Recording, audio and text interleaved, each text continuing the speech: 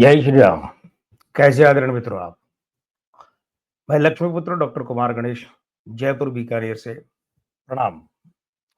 आज का किस्सा हो सकता है थोड़ा लंबा हो जाए, थोड़ा है, ज़्यादा नहीं, लेकिन आज का जो ये किस्सा है ना, ये जितना जो विषय दिया है, शीर्षक दिया है, उसको अपने साथ लिए है, उतना ही ज़्यादा महत्वपूर्ण इस किस्से का आरंभ, इसकी शुरुआत है। 1964 में एक फ़िल्म रिलीज़ हुई थी, हकीकत। लेकिन मैं आपको यहाँ छोड़कर उधर फिर निकल पड़ता हूँ फ़िल्म गाइड की तरफ।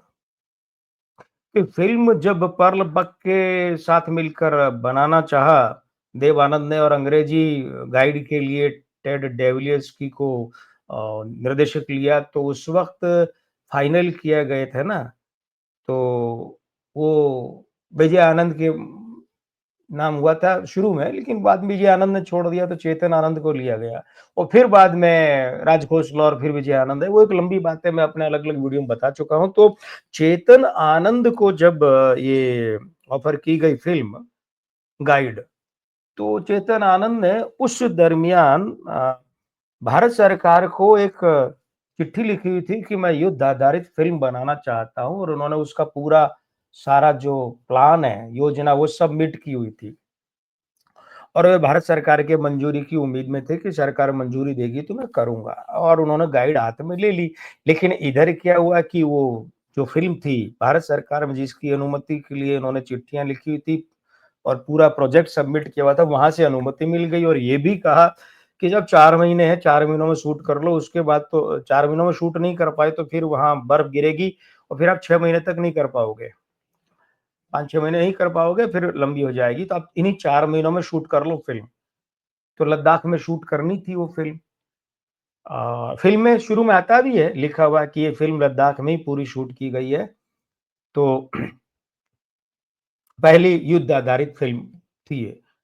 तो चेतन आनंद ने गाइड छोड़ दी, इसमें लग गए। हकीकत प्रामाणिक जैसी, बल्कि यूँ कहिए प्रामाणिक ही मानिए, युद्ध आधारित फ़िल्म थी और भारत की अब तक बनी हुई युद्ध आधारित फ़िल्मों में बॉर्डर से भी ज़्यादा बढ़िया, बॉर्डर बहुत अच्छी रही, वो बात भी सही है। लेकिन बॉर्डर से भी अगर आगे किसी को रखा जाए तो वो इसलिए क्योंकि उस वक़्त हकीकत के सामने ऐसी कोई फ़िल्म थी ही नहीं ना कि वो ध्यान में रखकर बनाते। तो उन्होंने एक नई राह तैयार की। बॉर्डर से पहले तो एक राह तैयार हो चुकी थी, कुछ फ़िल्में इस पर बन चुकी थी, ललकार, आक्रमण, ये सब। हिमालय फ़िल्म्स बैनर था, हिंदुस्तान की कसम, हीर रांझा, हँसते ज़ख्म, ये सब बनाई चेतन आनंद ने। और चेतन आनंद के जो प्रिय गीतकार कैफ़ी आज़मी साहब थे, तो लगभग सारी फ़िल्में, एक आध छोड़ दें तो कैफ़ी आज़मी ने की चेतन आनंद के साथ में और निर्देशक इनके पसंदीदा मदन मोहन रहे। और आपको मैं ये याद दिलाता चलूँ कि हकीकत फ़िल्म में धर्मेंद्र थे, जयंत यानी जकारिया साहब, हाँ? वे थे जकारिया साहब, उनका मूल नाम था शायद आरिफ जकारिया, ऐसा कुछ था।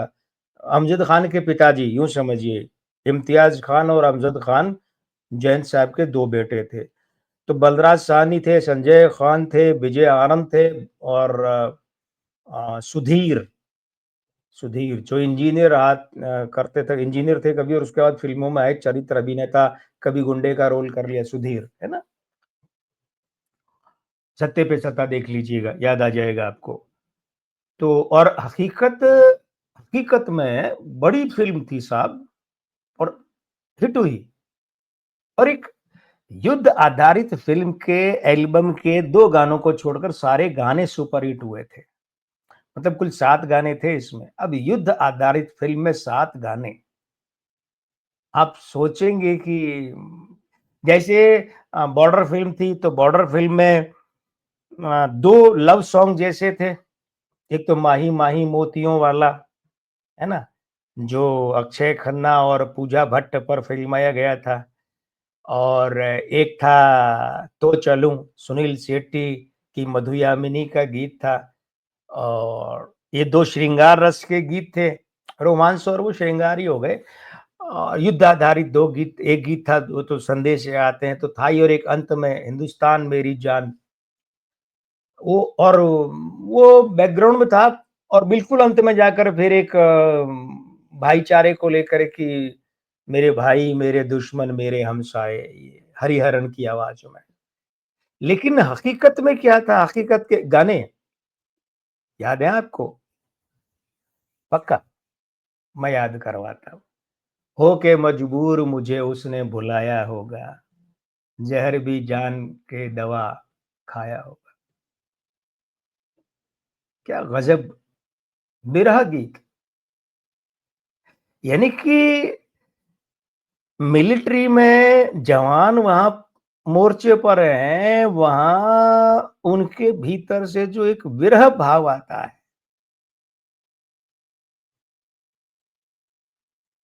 इसे बॉर्डर में थोड़ा अलग किस्म से एक गुजरने वाली हवा बता ये सारा दिया गया, लेकिन ये विरह गीत था। मोहम्मद रफ़ी साहब की आवाज़ थी, तलत महमूद साहब की आवाज़ थी, मन्ना डे साहब की आवाज़ थी और बिल्कुल नए नवेले गायक भूपिंदर सिंह, जो बाद में फ़िल्मों में गाने गाए, अच्छे गाए, गज़ल गायक थे। भूपिंदर का गाया हुआ ये पहला गीत था। फिर अब तुम्हारे हवाले वतन साथियों, कर चले हम फ़िदा जानो तन साथियों, अब तुम्हारे हवाले वतन साथियों, रफ़ी साहब का गाया कौन नहीं जानता। इस गाने के बिल्कुल शुरू में जो चीख उभरती है, वो चीख कलेजा चीर देती है साहब।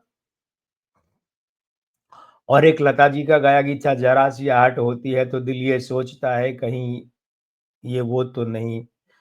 और इस फ़िल्म का सारे गाने अच्छे, लेकिन मुझे जो सबसे बड़ा एक अलमस्त खिलंदड़ सा गाना लगता है, वो ये है कि मस्ती में छेड़ के ताराना कोई दिल का, आज सुनाएगा फसाना कोई दिल का। क्या गज़ब गाना! ये जीप में जाते हुए संजय खान पर फ़िल्माया गया। तो संजय खान, धर्मेंद्र? संजय खान। वो फ़िल्माया गया जीप में जाते हुए। अब उसके बाद क्या होता है? उसके बाद ये होता है कि ये सफ़र का गाना है और इसमें आप ये भी देखिए, ये जो स्थिति है कि इस फ़िल्म के गानों के लिए कितनी मेहनत की थी मदन मोहन साहब ने, कितनी मेहनत की थी। तो अब ये ये गाना गोल्डी पर ही फ़िल्माया गया है, विजय आनंद पर, गोल्डी पर, मस्ती में छेड़ के। और फिर क्या था, खेलो ना मेरे दिल से ओ मेरे साजना, लता मंगेशकर जी का गीत था। आई अब के साल दिवाली, ये भी लता जी का गाया हुआ था। और एक गाना गज़ब, मैं ये सोचकर उसके दर से उठा था, ये नज़्म। मित्रों, मैं इस गाने को वो जो प्यासा फ़िल्म का है ना, प्यासा भी नहीं, कौन-सा कागज़ के फूल का रफ़ी साहब का गाया, देखी ज़माने की यारी बिछड़े सभी बारी-बारी। मैं इस गाने को उस श्रेणी का मानता हूँ। कौन-सा? मैं ये सोचकर उसके दर से उठा। इस फ़िल्म में चेतन आनंद ने प्रिया राजवंश को लॉन्च किया था और स्क्रीन पर नाम आता है बिल्कुल नई नवेली प्रिया। राजवंश शब्द बाद में, यहाँ नहीं था, यहाँ प्रिया नाम। इंट्रोड्यूसिंग, पूरे स्क्रीन पर इतना था, इंट्रोड्यूसिंग प्रिया, इस फ़िल्म की हीरोइन थी। हकीकत फ़िल्म के दौरान हकीकत में प्रिया राजवंश और चेतन आनंद के बीच में बहुत अंतरंगता वाले संबंध बन गए थे और इनके बीच में एक प्रेम संबंध, गहरा प्रेम संबंध बना। और बाद में तो ऐसा हो गया था कि चेतन आनंद अपनी प्रॉपर्टी इनके नाम कर गए और फिर उनकी हत्या वगैरह, बहुत मुकदमे, ये लंबा किस्सा है। लेकिन विजय आनंद जो कि बहुत बड़े फ़िल्मकार थे और चेतन आनंद के सबसे छोटे भाई थे, बीच वाले भाई देव आनंद थे, सबसे छोटे विजय आनंद, गोल्डी। विजय आनंद अच्छी तरह जानते थे कि भई प्रिया राजवंश अच्छी कलाकार नहीं है। उन्होंने कई बार अपने भाई को बताने की कोशिश की, हकीकत में विजय आनंद भी तो थे ना, ये भी तो थे। तो वो बताने की कोशिश करते, होता क्या था कि चेतन आनंद जो है ना, वो जानते थे और मानते थे कि विजय आनंद को फ़िल्म की पटकथा की, स्क्रीन प्ले की बड़ी समझ है। तो वे क्या करते कि पटकथा के बारे में विजय आनंद से चर्चा करते। लेकिन विजय आनंद जो है, जब उन्होंने ये बार-बार ये इशारे में समझाने की कोशिश की कि भाई भापा कहते थे वे। चेतन आनंद को विजय आनंद क्या कहते थे? भापा, और देव आनंद को कहते थे पापा। बड़े भाई थे, 10-11 साल बड़े देवानंद थे, विजयानंद, चेतनानंद और भी बड़े थे। तो बोले भापा वो बताते थे कि ये अच्छी कलाकार नहीं है। लेकिन चेतन आनंद बात को टाल जाते, सुनते, टाल जाते। और जब उन्होंने देखा कि ये बार-बार जो है ना विजय, ये प्रिया राजवंश को पसंद नहीं करता है, तो फिर उन्होंने विजय आनंद को फ़िल्म की स्क्रिप्ट पटकथा स्क्रीन प्ले दिखाना ही बंद कर दिया, चर्चा करनी बंद कर दी। शूट से 2 दिन पहले अपने असिस्टेंट को स्क्रीन पे प्ले देते कि चलो शूट करना ये सेट है। एक बार उन्होंने अपने छोटे भाई विजयनाथ से कहा कि गोल्डी यार तुम प्रिया के लिए फ़िल्म बनाओ कोई, क्योंकि वो जानते थे गोल्डी यानी विजय आनंद उस आदमी का नाम है कि जो जिसको छू ले उसे गोल्ड बना दे, पारस पत्थर की तरह थे, गोल्ड बना देते वो, जिसे लेते उसे।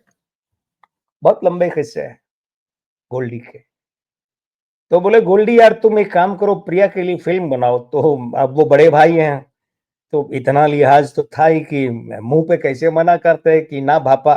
तो ऐसे तो नहीं कहा। तो उन्होंने कहा ठीक है मैं बनाऊंगा, लेकिन उसमें प्रिया की भूमिका गूंगी बहरी की होगी, गूंगी लड़की होगी, बहरी नहीं गूंगी लड़की, बोलेगी नहीं।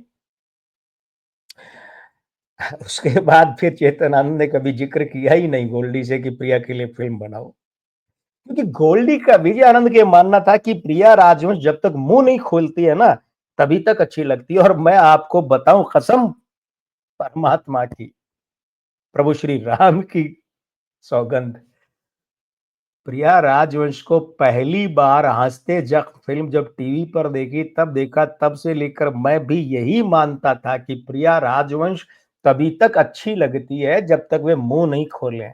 मुंह खोलते ही सब गुड़ गोबर हो जाता है। ठीक वैसे ही जैसे रामानंद सागर के रामायण सीरियल की सीता दीपिका चिखलिया जब तक नहीं बोलती वे देवी तभी तक अच्छी लगती थी, जैसे ही बोलना शुरू करते ऐसे लगता है किसी अंग्रेज को जबरदस्ती हिंदी बुलवाई जा रही है।